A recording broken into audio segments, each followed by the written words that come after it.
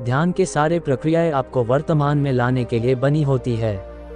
अक्सर लोग ध्यान करने से पहले ये जानना चाहते हैं कि ध्यान करने से उन्हें क्या हासिल होगा, मतलब कि ध्यान का परिणाम क्या होता है। ये गौर करने की बात है कि यह सवाल जो उसके मन में उठ रहा है, ये भविष्य की चिंता का ही रूप है। क्योंकि ध्यान तो अभी करना होता है, लेकिन उसका परिणाम हमेशा भविष्य में मिलती है। और इसी तरह हमारा मन कहीं ना कहीं भविष्य या अतीत के चिंताओं में घिरा हुआ रहता है, और ध्यान हमारे मन और मस्तिष्क को भविष्य और अतीत से खींचकर वर्तमान में लेकर आता है। जब हमारा मन एक बार वर्तमान का मजा चख लेता है तो उसे वास्तविक आनंद का अनुभव होता है। एक इंसान की पूरी जिंदगी अगर 2 शब्दों में समाहित की जाए तो 2 शब्द होंगी सुख और दुख।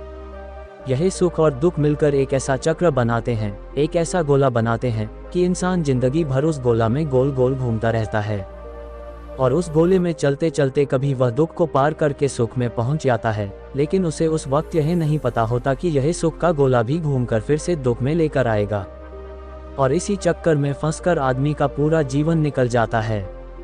लेकिन अगर आप एक बार इस चक्र को समझ लेते हैं कि सुख और दुख दोनों एक ही गोले की 2 सिरे हैं, चाहे हम सुख से शुरुआत करें या दुख से, आखिरकार हम दूसरे कोने पे ही पहुंचेंगे। अगर यह बात हमारे मन स्वीकार कर लेता है तो ही इंसान इस चक्र से बाहर निकलने के बारे में सोचना शुरू करता है, और इससे बाहर निकालने का एकमात्र तरीका है ध्यान, क्योंकि सुख और दुख हमेशा अतीत और भविष्य से जुड़े होते हैं, और ध्यान हमें वर्तमान ज्ञानान से अभिभूत कराता है। आज की जो मैं आपकी कहानी सुनाने वाला हूँ वह आपको सुख और दुख की चक्र से निकलकर वर्तमान के आनंद के एक झलक प्रदान करेंगी। इससे पहले कि आप इस कहानी में खो जाए, इस चैनल को सब्सक्राइब जरूर कर ले। एक बार की बात है, एक नौजवान युवक बुद्ध के पास आता है और उनसे कहता है कि हे बुद्ध, क्या आप मेरे एक सवाल का जवाब देंगे? बुद्ध ने मुस्कुराते हुए कहा कि पूछो, क्या पूछना है। इसके बाद उस युवक ने कहा, हे बुद्ध, मेरे उम्र अभी बहुत ज्यादा नहीं है, लेकिन मैं बहुत परेशान रहता हूँ, बहुत दुखी रहता हूँ। मैं आपसे ये जानना चाहता हूँ कि मेरे जीवन में अभी इतना दुख है तो मेरी जिंदगी तो अभी बहुत बाकी है, क्या मेरे जीवन में दुख बढ़ती ही रहेंगे? क्या इन दुखों से छुटकारा पाने में कोई रास्ता नहीं है? ये सुनकर बुद्ध कहते हैं कि कहाँ है तुम्हारा दुख, मुझे तो दिखाई नहीं दे रहे हैं। ये सुनकर वह युवक कहता है कि है बुद्ध, दुख तो मेरे अंदर है, मेरे भीतर है, वह आपको कैसे दिखाई देंगे? ये सुनकर बुद्ध उस युवक से पूछते हैं कि क्या तुम्हें अपने दुख दिखाई देते हैं? वह युवक कहता है कि हाँ बुद्ध, मैं अपने दुखों को भली भांति देख पा रहा हूँ। तब बुद्ध ने पूछा, इन दुखों का मूल क्या है? बुद्ध और उस युवक में चर्चा चल ही रही होती है कि तभी एक भिक्षु दौड़कर वहां आता है और भिक्षु तथागत बुद्ध के कानों में कुछ कहता है। इसके बाद बुद्ध उस युवक से कहते हैं कि चलो, आज मैं तुम्हें जीवन का सत्य दिखाने के लिए एक जगह पर ले चलता हूँ, वहां पे तुम्हें कुछ भी नहीं बोलना है, चुपचाप सारी बातें सुनते रहना है। इसके बाद तुम्हें अपने सारे प्रश्न का उत्तर खुद ही मिल जाएंगे। ये कहकर वह युवक गौतम बुद्ध के पीछे पीछे चलने लगता है। कुछ दूर चलने के बाद गौतम बुद्ध एक घर में प्रवेश करते हैं। घर में प्रवेश करने के बाद वह युवक और तथागत बुद्ध देखते हैं कि वहां पर बहुत सारे लोग इकट्ठा हो रखी है, और बीच में चारपाई पर एक वृद्ध आदमी लेटा हुआ है। बुद्ध को देखते ही सभी लोगों ने उनके लिए राह बनाई और बुद्ध उस आदमी के पास वही उसके चारपाई पर जाकर बैठ जाता है। वह युवक भी पास में बैठ जाता है। इसके बाद वह वृद्ध आदमी जो चारपाई पर लेटा हुआ था कहना शुरू करता है कि है बुद्ध, मैं नहीं जानता कि मेरे जीवन में कितनी सांसें और बची है, पता नहीं किस वक्त मुझे भगवान की घर से बुलावा आ जाए। है बुद्ध, मैं मरने से पहले अपनी कुछ सवालों का जवाब आपसे जानना चाहता हूँ। मुझे पता है कि उन सवालों को जवाब आप ही मुझे दे सकते हैं, इसलिए मैं आपको यहाँ पर बुलाया है। इसके बाद वृद्ध आदमी ने कहना शुरू किया कि है बुद्ध, अपनी आखिरी वक्त से मुझे अपने बचपन के दिन याद आ रहा है। मैं अपनी बचपन की दिनों को याद करता हूँ और सोचता हूँ कि वह भी क्या दिन थे। ना कुछ पाने की फिक्र, ना कुछ खोने का गम। बचपन के उन दिनों को याद करके मेरी आंखों में आंसू आ जाता है। मुझे लगता है कि कितनी आज़ादी थी उस समय, मेरा मन कितना खुला हुआ था। मन में कुछ भी पाने की इच्छा नहीं थी, जिस भी खेल में लगी जाती थी उसी खेल में पूरे दिन लगे रहते थे। लेकिन कुछ समय बाद जैसे जैसे मैं बड़ा होने लगा, वैसे वैसे लोग मुझे जिंदगी के दौड़ में आगे निकलने में कहने लगे। मेरे पिता अक्सर मुझसे कहा करते थे कि तुम पढ़ाई में अपना भाई जैसा क्यों नहीं हो, तुम दूसरों लोगों से पीछे क्यों रहते हो। ये सब सुनकर मेरा मन बहुत ही बेचैन रहने लगा। लोग मुझे बहुत ताने मार देते थे, क्योंकि ना तो मैं खेल में अच्छा था और ना ही पढ़ाई में अच्छा था। सब लोग मुझे किसी और की तरह बनने के लिए कहते थे, और उनको तानों से तंग आकर मैंने जीवन में कुछ हासिल करने का निश्चय किया। मैंने अपनी आप से वादा किया, मैं भी अपने भाई की तरह एक कामयाब इंसान बनूंगा, और इसके लिए मैं दिन रात मेहनत करने में लग गया। शुरुआत में बहुत मुश्किलें आई, बहुत निराश लगी है, लेकिन मैंने हार नहीं मानी और मैंने खुद अपना व्यापार खड़ा कर लिया। उसके बाद मुझे कुछ पाने का एहसास हुआ। मुझे बहुत खुशी हुई। जो लोग मुझे ताने देते थे, वही लोग अब मेरे आगे पीछे घूमने लगे थे।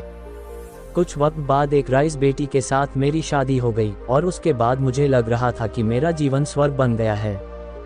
कुछ साल बाद मुझे 2 बेटे प्राप्त हुई है। दोनों अति सुंदर और हृष्ट-पुष्ट थे। अब मेरा मन बच्चे के लिए कुछ करने का उत्सुक हो गया। मैं और भी ज्यादा धन कमाने में लग गया, और जल्दी ही मैं अपने नगर का सबसे बड़ा व्यापारी बन गया। सब कुछ अच्छा चल रहा था, लेकिन अनहोनी को कौन डाल सकता है। एक दिन अचानक मेरी पत्नी मुझे छोड़कर चल बसी। इससे मुझे बहुत गहरा आघात पहुंचा। मैं कई दिनों तक अपने घर से बाहर नहीं निकला। मेरे बेटे मुझे हिम्मत देते थे कि पिताजी, माताजी तो नहीं रही, और जो हो चुका है वह वापस नहीं आ सकती, लेकिन हम दोनों भाई आपका हमेशा साथ देंगे, आपकी हमेशा सेवा करेंगे, आपको किसी बात की कोई चिंता करने की आवश्यकता नहीं है। और धीरे धीरे मैंने अपने मन को समझा लिया, और अब तो मुझे अपनी प्रिय पत्नी के बिना नहीं जीना पड़ेगा। इसीलिए मैं अपना मन अपने बेटे के साथ जोड़ लिया। उनकी खुशी में ही मुझे खुशी हो रही थी, उनके दुख में ही मुझे दुख होता था। इसके बाद उस वृद्ध आदमी ने कहा, है बुद्ध, इस जीवन चक्र में अक्सर मुझे महसूस होता था कि आखिर जीवन क्या है। जीवन को उसके गहरे में कैसे जाना जाए, ये कैसे जाना जाए कि मैं कौन हूँ और मैं इस दुनिया से क्या करने के लिए आया हूँ। ऐसे तमाम सवाल मेरे मन में उठते रहते थे, और मुझे आपके बारे में भी पता चला कि बुद्ध ऐसी ध्यान की प्रणालियाँ बताते हैं जिससे जीवन का मतलब समझा जा सकता है। लेकिन मैं हमेशा सोचता रहता था कि पहले मैं अपने जीवन से दुख और परेशानियों को दूर कर देता हूँ, उसके बाद मैं ध्यान में अपना पूरा मन लगा लूँगा। और यही सोचकर मैं कभी ध्यान नहीं कर पाता था। धीरे धीरे वक्त बीतता रहा, और आखिर में उम्र डालने के बाद मैं बीमार पड़ गया। ऐसे मेरे जीवन में कोई कमी नहीं रही। मेरे बेटे ने मेरे अच्छा सा साथ दिया। मैंने जीवन में बहुत कुछ हासिल भी किया, लेकिन अब मैं अपने जीवन में पीछे मुड़कर देखता हूँ तो मुझे एहसास होता है कि मेरे बचपन की दिन ही सबसे प्यारे दिन थे। तब वह वृद्ध आदमी ने बुद्ध से पूछा, मैं चंद घड़ियों का मेहमान बचा हूँ कि यह मैं जानता हूँ, लेकिन क्या आप कुछ ऐसा सूत्र मुझे बता सकते हैं जिससे कि मैं सुकून से मर सकूं, मेरे मन के सारे सवाल जवाब अंत हो जाए और मैं जीवन का असली मतलब समझकर मर सकूं। ये सुनकर बुद्ध ने कहा कि हर इंसान को बचपन के दिन प्रिय क्यों होते हैं, क्योंकि उसे कोई भी चिंता ही नहीं रहती, वह अज्ञात होता है, उसके मन में कोई लालसा नहीं होती और जिस काम में लग जाता है उसी में मग्न हो जाते हैं। लेकिन जैसे जैसे इंसान की आयु बढ़ने लगती है वैसे वैसे उसकी इच्छाएं, उसकी कामनाएं दिन बे दिन बढ़ती जाती है, और इसीलिए अक्सर इंसान भविष्य की तैयारियों में लगे रहते हैं या फिर अतीत के बारे में सोचता रहता है और वह वर्तमान में जीना भूल ही जाता है। और वही अगर हम किसी छोटे बच्चे को देखें तो उसके लिए कोई भविष्य या कोई अतीत नहीं होता, उसके लिए बस वर्तमान होता है और इसीलिए वर्तमान में पूरा आनंद होकर रहता है। तुमने अपना पूरा जीवन कामयाबियों, अपने बेटे, अपने पत्नी और अपने भविष्य की योजनाओं में बिता दिया और तुम हमेशा यही सोचते रहे कि पहले अपने जीवन को व्यवस्थित कर लेता हूँ और उसके बाद सत्य की खोज करूँगा, उसके बाद ध्यान करूँगा। लेकिन हम ये भूल जाते हैं कि कल कभी नहीं आता, भविष्य की योजनाएं कभी पूरी नहीं होती। जब एक योजना पूरी होती है तो हमारी मन दूसरी योजनाएं बना लेता है और इस प्रकार जीवन चक्र चलता रहता है। और अब आखिरी समय में जब मृत्यु तुम्हारी सच्चा पर लेटी हुई, तुम्हें एहसास है कि मैंने जीवन में कुछ भी हासिल नहीं किया।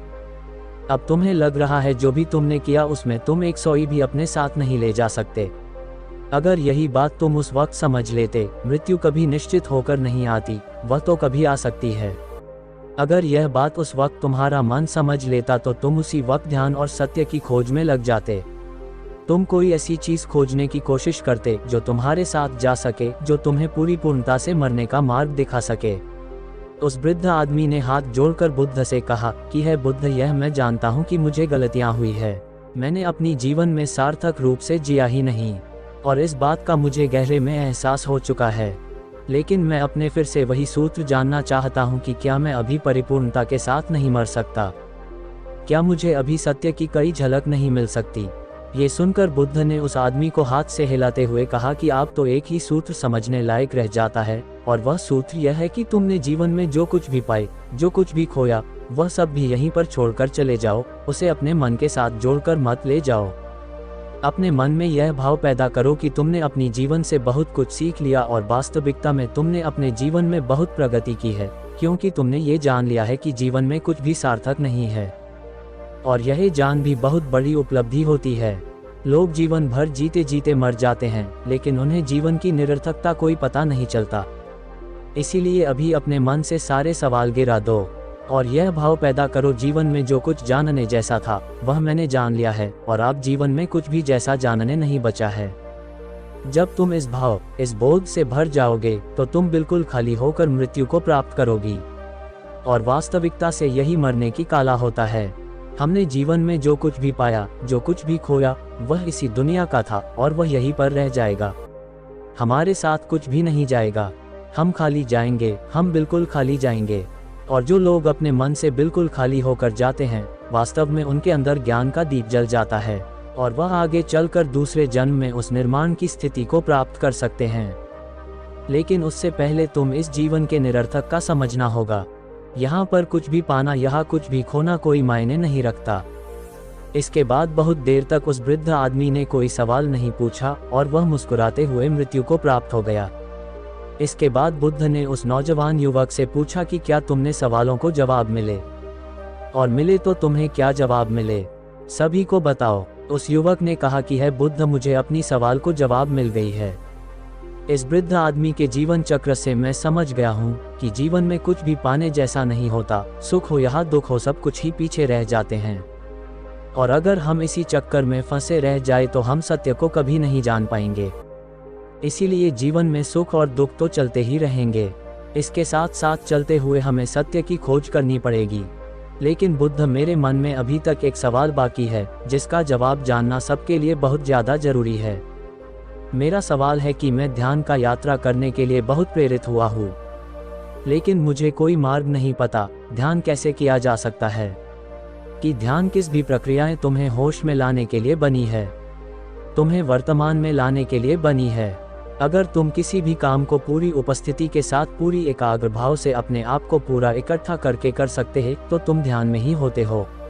लेकिन हमारा ध्यान इधर उधर भटकना रहता है। अपना काम करते करते वर्तमान में रहने के लिए मैं तुम्हें एक छोटी सी विधि बताता हूँ, जिसके जरिए तुम अपना काम भी कर सकते हो और ध्यान को भी समझ सकते हो।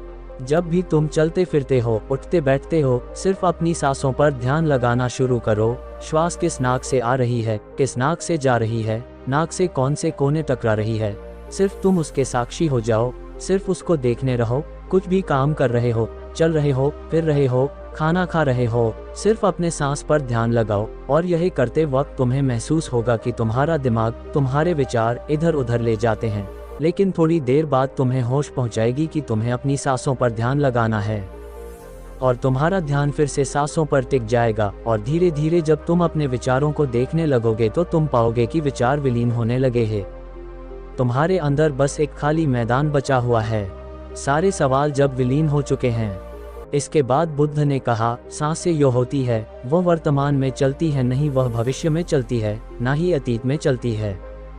वह वर्तमान होता है, वही वर्तमान स्थिति होती है। और जब तुम अपनी सांसों से जुड़ जाते हो तो तुम वर्तमान में ध्यान लगाना सीख जाते हो, क्योंकि सांसें जिनकी तुम ध्यान लगा रही हो वह वर्तमान में चल रही होती है।